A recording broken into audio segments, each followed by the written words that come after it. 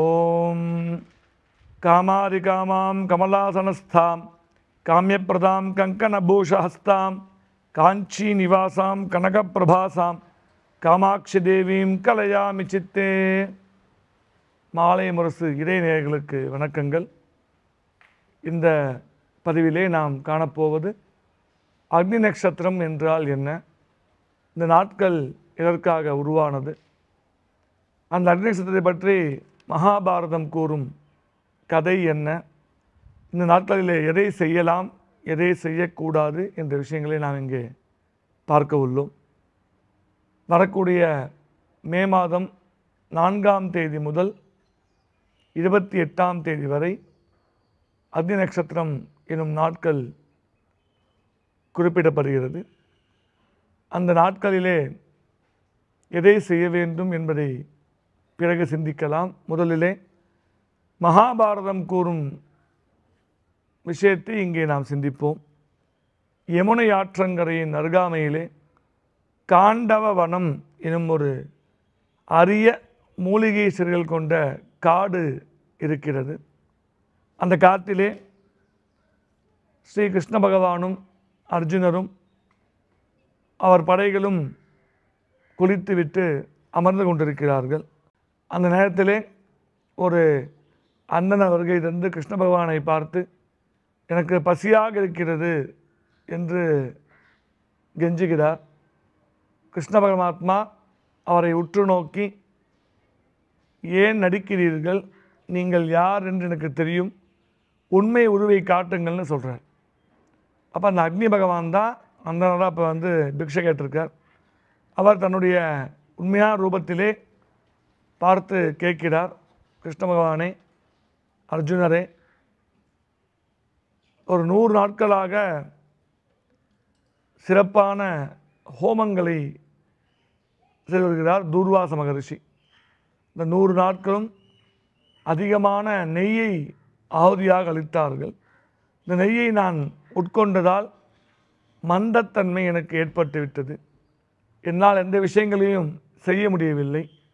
இந்த மந்தத்தன்மை போக வேண்டும் என்றால் ஒரு விசேஷ மூலிகைகளை நான் உட்கொள்ள வேண்டும். அந்த மூலிகைகளை நான் உட்கொள்ள வரும்போதெல்லாம் இங்கே இந்திர பகவான் மழை பொழுது என்னை வரவிடாமல் செய்து வருகிறார். நீங்கள் தான் என்னுடைய மந்தத்தன்மையை போக்க வேணும்னு கேட்டுக்கிறார் அக்னி பகவான்.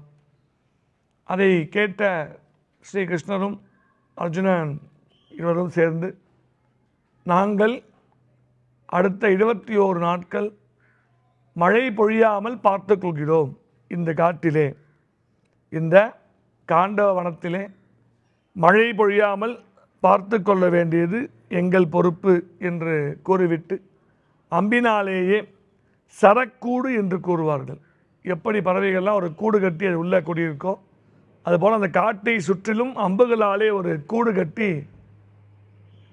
அந்த அக்னி பகவானுக்குரிய ஆಹುதியை அவர்கள் அளிக்க விரும்பினார்கள்.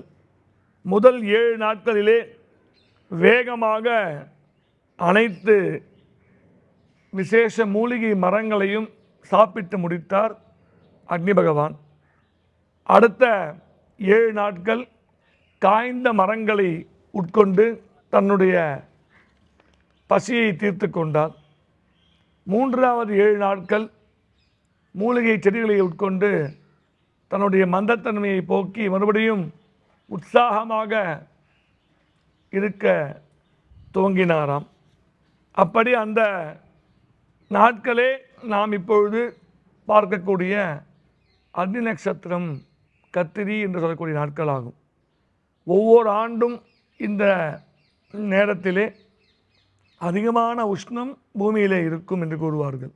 இப்போ நம்ம பார்த்தோம்னா, இப்போ நமக்கு ஏப்ரல் மாதம் தான் போயிட்டுருக்கு, மே மாதம் வந்துட்டுருக்கு. இந்த நாட்கள்லேயே ரொம்ப அதிகமாக 114 டிகிரி வரைக்கும் இப்போ வெப்பம் நம்மளை தாக்கிட்டு இருக்கு.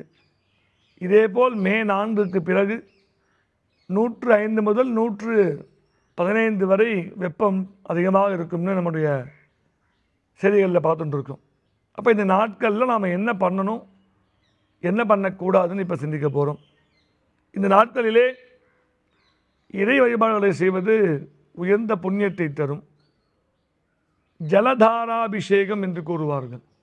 சிவ ஆகமங்கள், சிவ ஆலயங்களிலே அக்னி நட்சத்திர நாட்களிலே சிவனுடைய சிரசின் மேலே தாரா பாத்திரம்னு பேர். ஒரு கலச சொம்பு இருக்கும். இந்த சொம்புக்கு அடியில் ஒரு சின்ன துவாரம் இருக்கும். இந்த நாட்கள் முழுவதும் அந்த கலசத்திலே தண்ணீரை விற்று அது ஒவ்வொரு சொட்டாக சுவாமி தலையில் சொட்டுட்டே இருக்கணுமா. அது உஷ்ணத்தை குறைக்கும் என்று சிவ ஆகமங்கள் கூறுகின்றன. அதேபோல் தானங்களை நிறைய செய்ய வேண்டும். முக்கியமாக தண்ணீர் பந்தல் அமைத்தல்னு பேர்.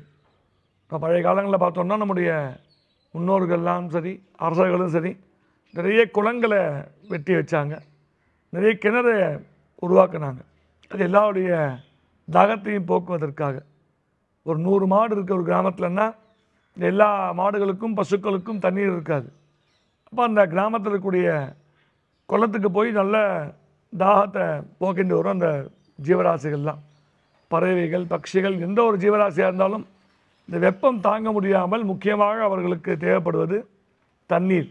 அப்படி தண்ணீர் பந்தல் அமைத்தல், கிணறு வெட்டுதல், குளங்களை கட்டி கொடுத்துருக்கோம் நிறையா அப்படின்னா அந்த குளத்தில் ஜலம் இருக்கப்புறம் நம்ம பாதுகாக்கணும். அந்த விஷயங்களை செய்தல், அதிகமாக மக்களுக்கு நீர்மோர் தானம் அளித்தல், பானகம் அளித்தல், நோயாளிகளுக்கு முடியாதவர்களுக்கு இளநீர்களை வாங்கி கொடுப்பது, ஊனமுற்றோர்களுக்கும் உடல் சிரமப்படுபவர்களுக்கும் பாதரக்ஷா தானம்னு பேர். இப்போ முடியாமல் பல பேர் அன்று போயிட்டுருக்காங்கன்னா செப்பல் வாங்கி தர்றது, அவங்களுக்கு குடை வாங்கி கொடுப்பது, ஏழைகளுக்கு தயிர் சாதம் அளிப்பது. தயிர் உஷ்ணத்தை போக்கக்கூடியது. அப்போ அந்த தண்ணீரோ குடையோ பாதரட்சையோ தயிர் சாதமோ நாம் தானமாக கொடுத்தோம் அப்படின்னா நமக்கு இருக்கக்கூடிய கஷ்டங்கள் குறைந்து மன சந்தோஷம் ஏற்படும் என்று சாஸ்திரங்கள் கூறுகின்றது.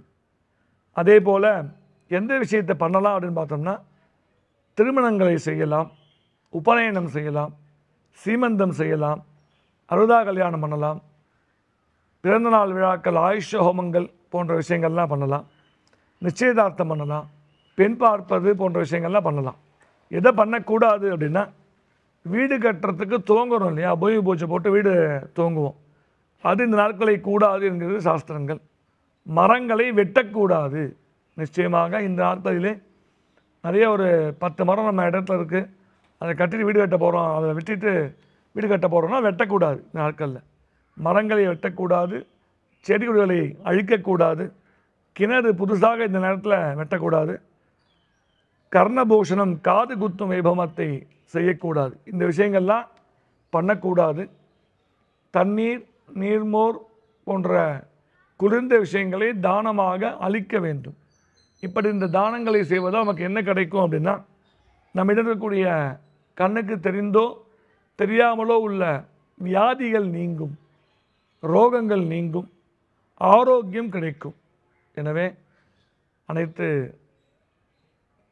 மாலை முரசு இறை அன்பர்களும் இந்த நாட்களிலே முடிந்த அளவு அனைவருக்கும் தண்ணீர் தானம், மோர் வாங்கி கொடுப்பது, ஆலயங்களுக்கு சென்று சிவபெருமானுக்குரிய இளநீர் அபிஷேகத்தை செய்வது போன்ற நல்ல தர்ம காரியங்களை செய்து எம்பெருமான் சிவபெருமானுடைய அனுகிரகத்தை பெறுமாறு கேட்டுக்கொண்டு நிறைவு செய்கிறோம்.